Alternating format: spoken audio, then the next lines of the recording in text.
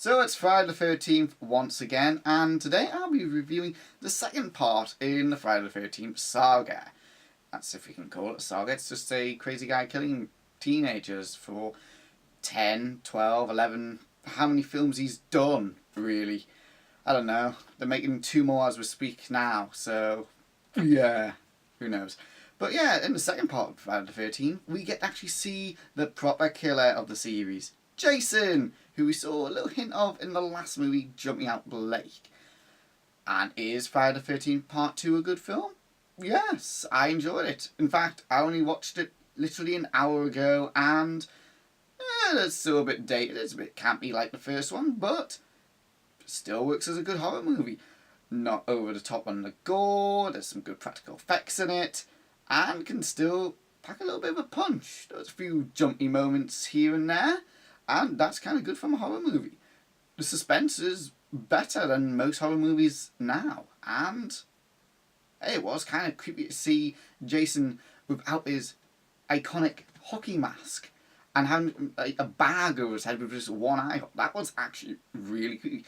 Did kind of have a hillbilly look of him though, just going around with a pitchfork and dungarees. Kind of remind me of Scarecrow from the Batman movies.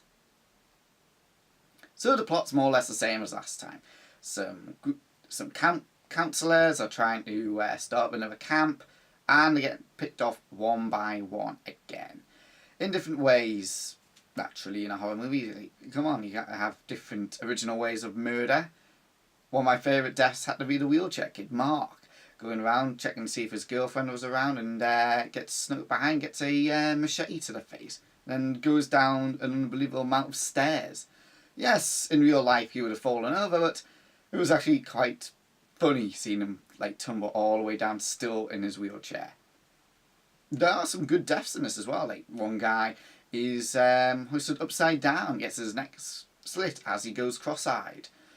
Another 2 couples end up getting speared to death while with sex. So not only was she speared once, she was speared twice by someone that looks a little bit like Alan Davis.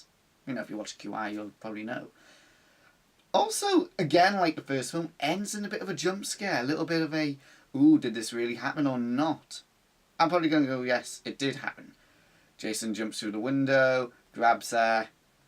It ends with a sort of a dreamy kind of sequence of her getting taken away to the hospital, which will set up the third movie in 3D. There's a nice little bit where you get a little bit of backstory. You get 2 sort of backstories in this film. The beginning is through sort of a dream sequence where the survivor of the first movie remembers what happened in Friday the 13th, that she was confronted by Mrs. Voorhees, killed Mrs. Voorhees, and has survived 5 years.